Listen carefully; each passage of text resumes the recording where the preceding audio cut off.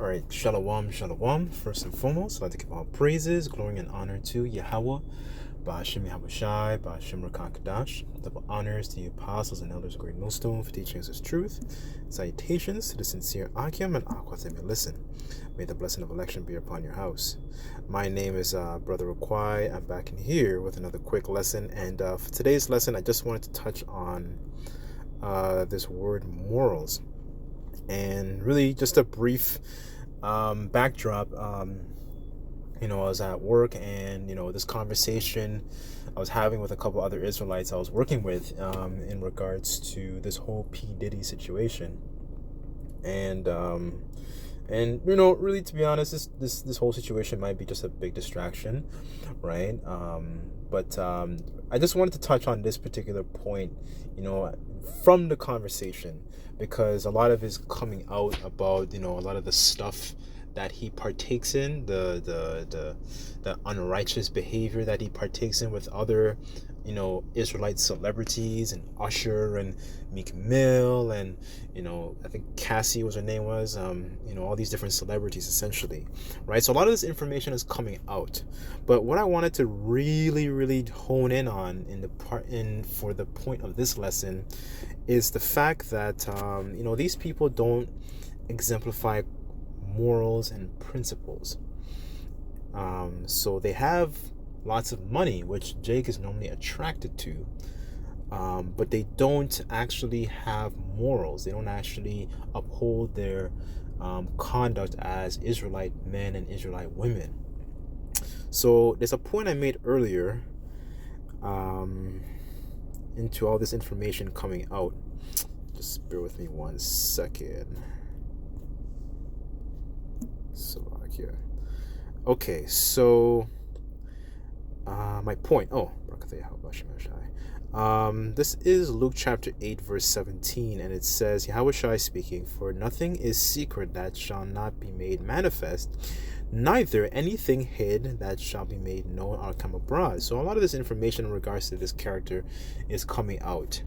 And but there's something that we can still learn from all this that's actually coming out. Is the fact that our people don't actually exemplify these morals, principles, and uphold the law, statutes, and commandments. Because that's what comes with upholding these laws, statutes, and commandments is conduct, and people will notice these things.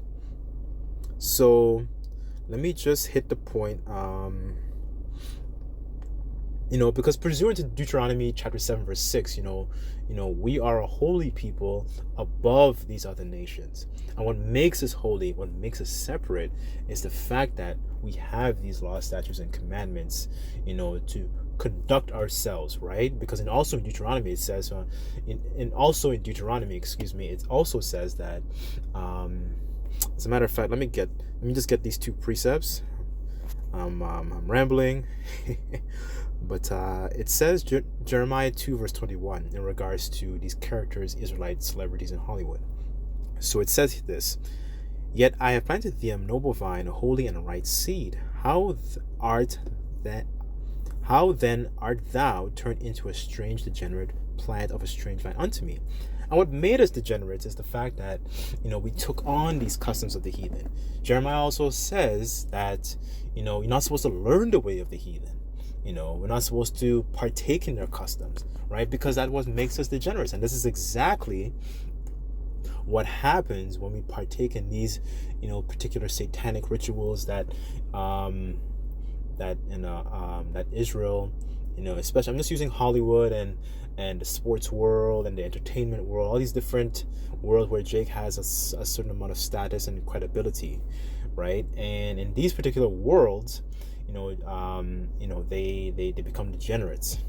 They wax worse and worse, and essentially it's all about money, and it's and the thought and conscience, the morals, the standard, the conduct becomes something of a back burner.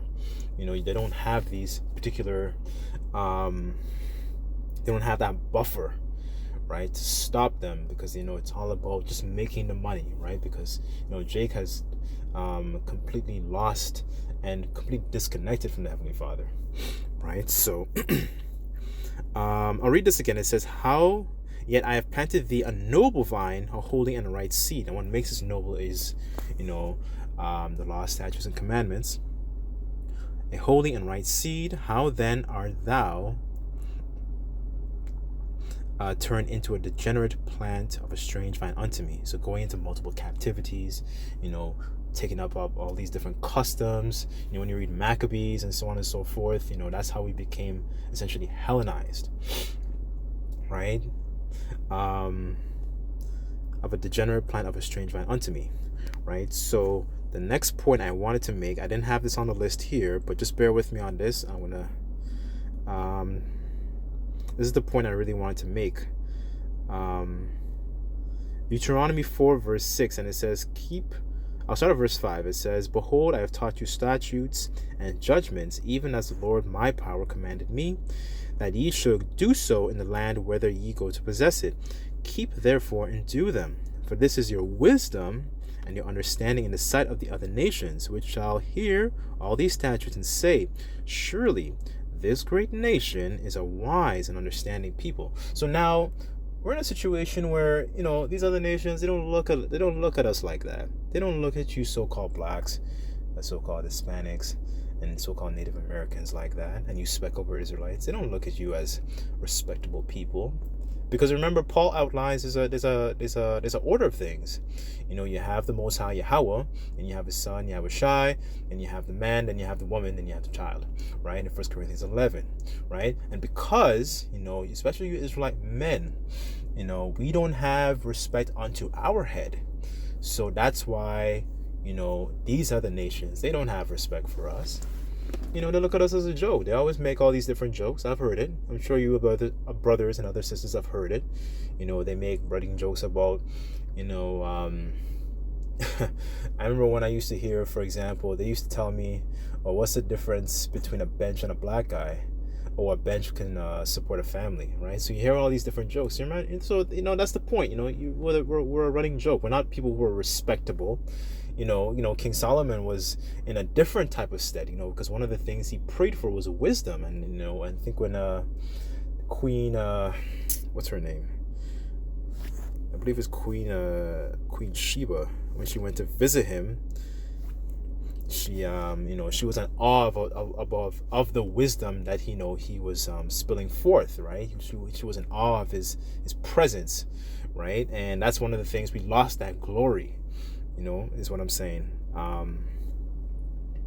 Verse 7, it says, For what nation is there so great, who hath the Most High so nigh unto them, as the Lord our power is in all things we shall call upon him for, right? So the Lord give us a bill of divorce, right? And so that's why we're in this kind of like this degenerate state, because we kept waxing worse and cleaving onto these different customs. And even to this day, like, you have Easter coming up this weekend, and a lot of our people are gonna go and get chocolates and bunnies and look for eggs, and like, rabbits don't even lay eggs. Like, what's the like people, think about this for a second, right? Hot cross buns and all these different things. Just bear with me 1 second. Okay, so I just want to touch on a couple more precepts. So here, in regards to P. Diddy, let me just bring this out real quick. It says, it's Mark chapter 8, I'll start at verse 36, and it says, And what shall it profit a man if he gain the whole world and lose his own soul? Or what shall a man give in exchange for his soul? And that's one of the things our people have done at the expense of transgressing against the Heavenly Father. They've given up, their manhood. For example, having somebody bend them over and do something foul. They've, another part of also giving up their manhood is, emasculation. That's a very common thing, a common ritual in Hollywood. A lot of your rappers are always wearing dresses. Kid Cudi, Russell Westbrook, There's a bunch of others, but only a few come to my mind at the moment. Kevin Hart, Dwayne Johnson, and there's much more, right? And a lot of them transgress, and they don't actually have these morals, these conduct, these principles, right? And that's one of the things that the Most High through His Son Yahweh Shai actually tries to I guess imbue onto our minds, is to have these things, because we have a healthy fear of the Lord, and then what comes with that? It comes wisdom, So, let me just jump into this quick story. I don't want to make the lesson too long, but hopefully all of this is tying together and actually making sense. Let's get excuse me. Okay, this is 2 Samuel chapter 18. I'll start at, let me see. Just bear with me 1 second.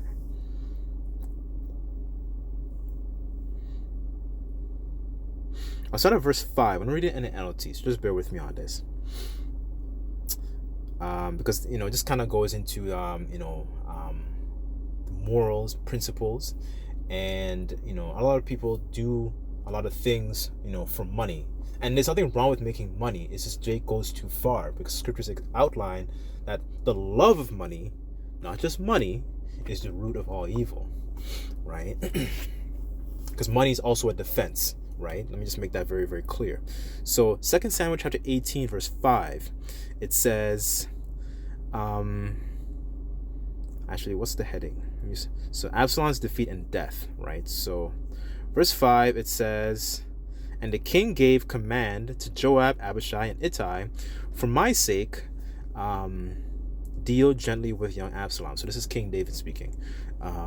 "Deal gently with young Absalom. And all the troops heard that the king gave this order, and his commanders." Right, so I want to jump down to verse 9.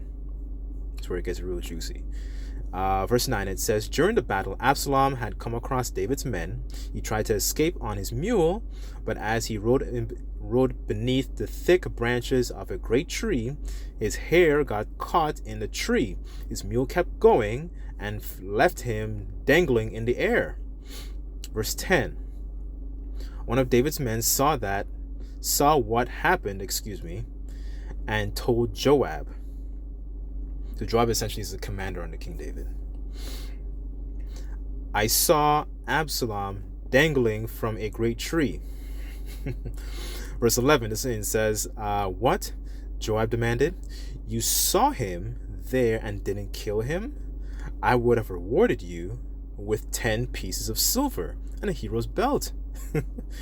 And this is verse 12. It says, let me read in the KJV actually. "And Joab said unto the man and told him, and behold, thou sawest him, and why didst thou not smite him there to the ground, and would have given thee 10 shekels of silver and a girdle." Verse 12, it says, "I would not kill the king's son for even 1,000 pieces of silver." The man replied to Joab, "We all heard the king say to you and Abishai and Ittai, for my sake, please spare young Absalom." In verse 12, it says, "And the man said unto Joab, though I should receive 1,000 shekels of silver in mine hand, yet I would not put forth mine hand against the king's son, for in our hearing the king charged thee, and Abishai and Ittai, saying, Beware that none touch my young man Absalom." Right, so this young man here is adhering to what the king's charge, right? King David's charge. So when you really think about it, set back and think about it, like how many of a lot of our people today would have done the complete opposite? Instead of holding on to this morals, conduct, and character, they would have just like, okay, I need some money, I need some, I need to feed the family, here, and give them up, and done the latter, right? Get the belt, get the shekels of silver, right? But this shows that a lot of our people don't have this particular morals and conduct and character. They don't hold these particular things, integrity, right? And that's what comes with knowing that, you're an Israelite, right? Because a lot of our people know their nationality, but they don't actually conduct themselves as somebody who has a glorious nationality, right? So, anyways, I just wanted to touch on this particular topic. I wasn't really planning to talk about Diddy and all that stuff, but figured I'd just make a lesson out of it, and hopefully Yahweh Rata says always, I hope this lesson is really edifying to you, brothers and few sisters that may listen. And I'd just like to give all praises, glory, and honor to Yahweh Ba'ashem Yahweh Shai, Ba'ashem Makakadash, double honors to the apostles and elders of Great Millstone for teaching us his truth. Till next time, I say Shalom.